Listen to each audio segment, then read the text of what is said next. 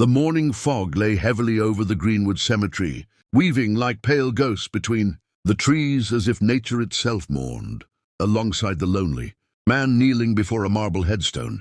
Gregory Harlow, one of the wealthiest business magnates in the state, owner of companies, skyscrapers, hospitals, and charities, looked nothing like the polished titan people saw on magazine covers. His expensive coat was soaked with dew. His hands trembled as he traced the engraved name of the one person he could never replace, Elena Harlow, his only daughter, his little girl, his heartbeat, the child whose laughter once filled their mansion like sunlight spilling across stone floors. Today, like every day for the past 3 years, he whispered stories into the silence, as if afraid that if he stopped talking, she would slip further away into the void that had already swallowed too much of him. The story of the first time she rode a bike, the day she stood on stage and played her violin, the moment she hugged him so tightly before he left for that business trip, the trip he regretted every second of now. "I wasn't there," he whispered, the pain cracking through his voice. "I should have been with you, my love. I should have protected you." The wind rustled the trees as though offering sympathy, but nothing could touch the grief carved into his bones. The doctors had called it an accident, the cabin explosion, triggered by a faulty propane valve. They identified her by a bracelet, charred but recognizable. Gregory had collapsed the moment he saw it. And so he returned here every morning before dawn, long before paparazzi could spot the broken version of him. And every single time, from a distance, hidden behind a tall cypress tree, someone else watched him. A young woman with trembling hands pressed to her mouth, fighting the urge to run to him.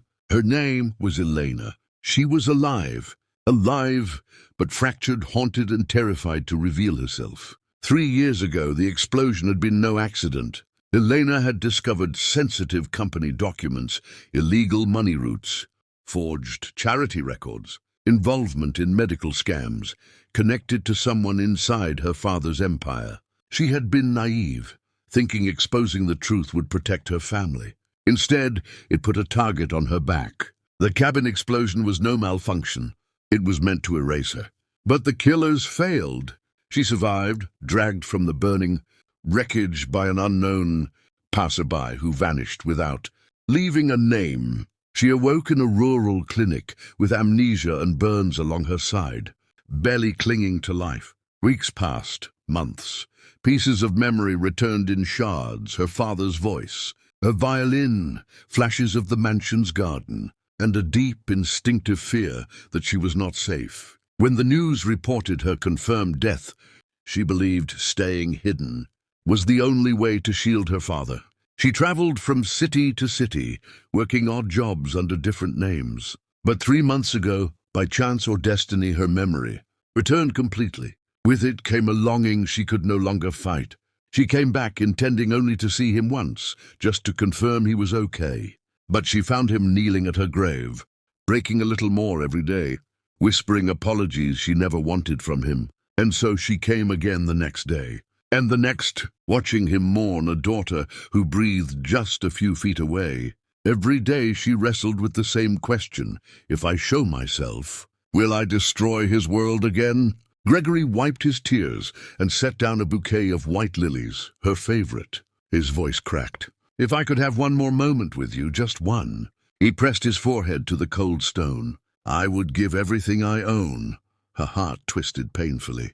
She wanted to run to him, collapse into his arms, tell him he wasn't alone. But she couldn't, not while the person who tried to kill her still walked free, and not while her reappearance might put him at risk. But that morning something changed. As Gregory stood to leave, 2 men in suits waited near the cemetery gate, talking in low voices. Elena recognized one of them instantly.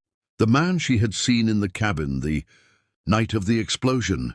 The man whose face had stalked her nightmares. Her father's business partner, Marcus Vale. He wore the same polished smile he always carried in televised interviews, the smile that masked a venomous soul. Elena's blood turned to ice. If Marcus was here near her father, watching him, then her father was in far more danger than she imagined. Suddenly, staying hidden was no longer an option. She needed answers. She needed proof, and she needed to stop Marcus before he ruined her father's life, the same way he tried to end hers. But the moment she stepped back into the shadows, her foot snapped a small twig. Gregory turned sharply, eyes scanning the trees. He sensed someone watching him. For a heartbeat, his gaze locked onto Elena's hiding place. Her breath caught. It felt like destiny held them inches from reunion. But before she dared move, Marcus called out loudly, "Gregory, we need to discuss the charity audit now." Gregory's attention snapped away. Elena exhaled shakily, tears threatening. She watched her father walk away beside the very man who had nearly killed her. Something inside her hardened. Enough hiding. Enough watching her father destroy himself over a lie. She would uncover the truth, every contract, every fraudulent signature, every buried threat. And when she had enough evidence, she would walk back into her father's life not as a ghost, but as the daughter he deserved. But as she stepped out from behind the cypress tree, following them from a distance, she had no idea the danger waiting for her. For Marcus had already learned a disturbing rumor.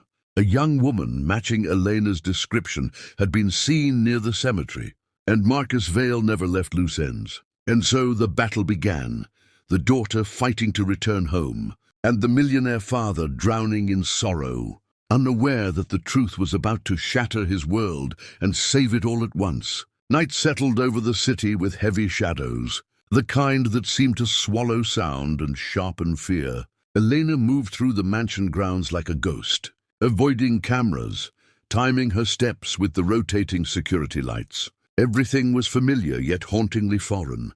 The rose garden she used to tend, the stone pathway where she learned to walk, the balcony where her father used to read to her. She felt like she was walking through memories stitched together with pain. She wasn't breaking in to return home. She was breaking in to uncover proof of the man who tried to kill her. Marcus Vale kept his claws deep in her father's company. If he suspected Elena was alive, he would strike again, and this time he might go after Gregory directly. She slipped into the old study, through a service door only she knew about, a secret her father had accidentally revealed during hide-and-seek when she was 6. The study smelled like leather and old books.